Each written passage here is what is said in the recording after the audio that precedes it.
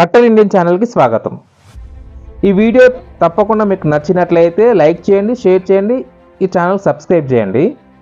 మన తెలుగు రాష్ట్రాల్లో కొంతమంది ఉంటారండి, వాళ్ళు ఆడోళ్ళని అందరినీ మేమే రక్షిస్తున్నాము, మేమే కాపాడుతున్నాము, ఆడోళ్ళ హక్కుల గురించి మేం తప్ప ఎవరు లేరు ఈ ప్రపంచంలో అన్నట్టు బిల్డప్ ఇచ్చే వాళ్ళు చాలామంది ఉన్నారు. వాళ్ళు ఇక్కడ ఈరోజు ఏ బొక్కలో పడుకున్నారు? మీరు వింటున్నది కరెక్టే, మీరు ఏ బొక్కలో పడుకున్నారు? కొంతమంది ఇండిపెండెంట్ జర్నలిస్టులు అని చెప్పుకునే ఆడలంతా ఈరోజు మీరు ఎక్కడున్నారండి? ఈ విషయం పైన నేను ఎందుకు మాట్లాడుతున్నానంటే, పశ్చిమ బెంగాల్లో మమతా బెనర్జీ గారు ముఖ్యమంత్రి ఉన్న ఆ రాష్ట్రంలో ఆడల పైన చాలా దారుణమైన అఘాయిత్యాలు జరుగుతున్నాయి. మొన్న సందేశ్ ఖాళీ ఈరోజు దినాజ్పూర్ దగ్గర ఒక ఏరియాలో ఒక స్థానిక ఎమ్మెల్యే అంటే టీఎంసీ ఎమ్మెల్యే వాళ్ళ యొక్క అనుచరుడు రోడ్డు పైన ఒక ఆడమని దారుణంగా కొడుతున్నాడు, కట్టెలు విరిగేదా కొట్టాడు. ఆమె అయితే స్పృహ తప్పి కింద పడిపోయింది. ఈ సంఘటనలు ఇక్కడున్న మహిళా అభ్యుదయవాదులు లైక్ మావి, లైక్ మొలసి ఇలాంటి వాళ్ళకి కనిపించదన్నట్టు వాళ్ళు కళ్ళు కాకులు ఎత్తుకుపోయినాయి. దాంట్లోపైన వీళ్ళు సపోర్ట్ చేయరు. ఇంకొక విషయం ఏంటంటే, ఇక్కడ ఆమె ఓ మైనార్టీకి చెందిన వ్యక్తి, కాకపోతే ఏంది అక్కడ ఆమె ఒక బీజేపీ క్యాండిడేట్ అట. సోహో అందు గురించనేనా వాళ్ళకి సంబంధించిన విషయాల్లో మేము తలదూర్చమని చెప్పేసి అనేది సెలెక్టివ్ అప్రోచ్తో ఉన్నాం. ఇక్కడ ఈ మావి, ఈ మొలసి, ఈ మహవ్వ ఇట్లాంటి కొన్ని ఛానల్స్ ఉంటాయి ఎర్ర మైండ్తో ఉన్న వాళ్ళు. అలాగే కొంతమంది సెలెక్టివ్ అప్రోచ్తో పాలిటిక్స్ చేసే వాళ్ళు, సెలెక్టివ్ అప్రోచ్ న్యూస్ చదివే వాళ్ళు ఉంటారు కదా, వాళ్ళకి హిందువుల స్త్రీలు అనగా బీజేపీ క్యాండిడేట్ స్త్రీలు అనగా వాళ్ళకి స్త్రీలా కనిపించరు. వాళ్ళకి హిజాబ్ ధరించిన వాళ్ళు, లేకపోతే ఒక మణిపూర్ లాంటి ఒక ఇన్సిడెంట్లో అంటే మణిపూర్లో ఉన్న లేడీస్ మాత్రమే కొంత అంటే వాళ్ళకి సెలెక్షన్ చేసుకున్న కొన్ని పార్టీలకు సంబంధించిన ఆడోళ్ళైతే కొన్ని కమ్యూనిటీలకు చెందిన ఆడోళ్ళకైతే మాత్రం చీమగర్ష ఉరికి రావాలి, మీద పడిపోవాలి. ప్రతి దానికి డైరెక్ట్ ప్రైమ్ మినిస్టర్కి లింక్ పెట్టుకోవాలి.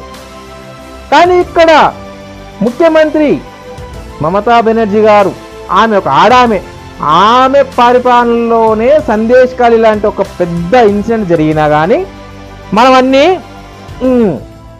ఉంటాం. అలాగే ఈరోజు కూడా జరిగిన సంఘటన ఎందుకు అంటే మీరు సపోర్ట్ చేయట్లేదంటే, అక్కడ బీజేపీ క్యాండిడేట్ కాబట్టి ఆమె ఈవెందో ఆమె ఒక మైనార్టీకి చెందిన అమ్మాయి అయినా కానీ దారుణంగా కొడితే ఆమె స్పృహ తప్పి పడిపోయిందండి. ఇలాంటి దాంట్లోపైన మీరు మూసుకొని ఎందుకు కూర్చుంటారో నాకు అర్థం కాదు. ఎందుకు? ఓహో, మీకు వీళ్ళు ఆడోళ్ళగా కనిపించట్లేదనా? ఎందుకంటే వాళ్ళు బీజేపీ క్యాండిడేట్ అవుతారు కాబట్టి, లేదంటే వాళ్ళు హిందువులు అవుతారు కాబట్టి.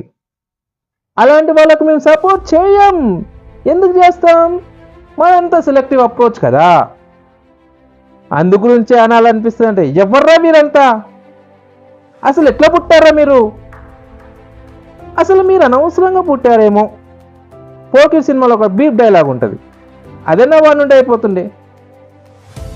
మీరు కనుక నీతి నిజాయితీతోటి కనుక మీరు ఉంటే, మీరు కనుక ఇండిపెండెంట్ జర్నలిస్టులు అయ్యి ఉంటే, మీరు కనుక బయాస్గా లేకుండా ఉంటే ఈ విషయం పైన తప్పకుండా మీరు రియాక్ట్ అవుతారు. కానీ మీరు కారు. ఎందుకంటే ఆ రాష్ట్రం అనేది బీజేపీ పాలిత ప్రాంతం కాదు కాబట్టి. ఇంకొకటి, అక్కడున్న వాళ్ళు హిందువులు అంటే వేరే కమ్యూనిటీకి చెందిన వాళ్ళు కారు కాబట్టి, అక్కడ హిందువులు కాబట్టి వాళ్ళు మీకు స్త్రీలు లాగా కనిపించట్లేదు. ఇక్కడ ఈమె మైనారిటీ అయినా ఆమె బీజేపీ క్యాండిడేట్ కాబట్టి ఆమె మీకు స్త్రీలు లాగా కనిపించట్లేదు. ఉంటే మళ్ళీ మీరు ఇంకా చెప్పుకొస్తూ ఉంటారండి, మేము మహిళా మనులని మేము అభ్యుదయంలోకి తీసుకొస్తున్నాం, మేము వాళ్ళ ప్రగతి గురించి కష్టపడుతున్నాం, మనం స్త్రీల హక్కుల గురించి కొట్లాడుతున్నాం, స్త్రీల మీద అఘాయిత్యాలు జరిగితే మేము ఎక్కడ స్త్రీల మీద అన్యాయం జరిగినా మేము ముందుంటాం, ఎక్కడ స్త్రీల మీద ఏదైనా ఇన్సిడెంట్ జరిగితే మేము వెనకాల ఉన్నామని చెప్పేసి తోకొప్పుడు కూరుకొచ్చే వాళ్ళు ఈరోజు ఎందుకు మాట్లాడతలేరు? అంటే మీరంతా బయాస్డ్ అన్నట్ట, మీరు సెలెక్టివ్ అప్రోచ్తో ఉంటారన్నట్టు. ఓకే ఓకే, దయచేసి ఇలాంటి వాళ్ళని మీరేమనుకుంటారో ఈ కింద కమెంట్ సెక్షన్లో కమెంట్ చేయండి.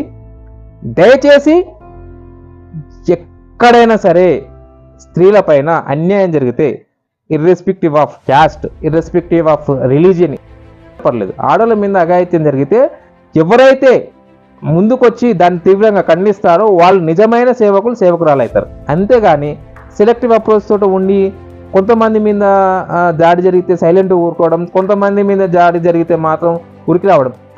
ఇదే ఇష్యూ పైన 2 తెగల మధ్యలో గొడవలు జరిగితే మణిపూర్ తగలబడిపోతుంది, మణిపూర్ అది జరుగుతుంది, మణిపూర్లో హింస జరుగుతుంది, దీనికి ప్రతి దానికి బాధ్యుడు ప్రధానమంత్రి అన్నట్టు మాట్లాడిన ఈ ఆడక్కలు ఇప్పుడు ఎక్కడ పోయారు, ఏడవండిరు, అదే ఏ బొక్కలో వండుకున్నారు?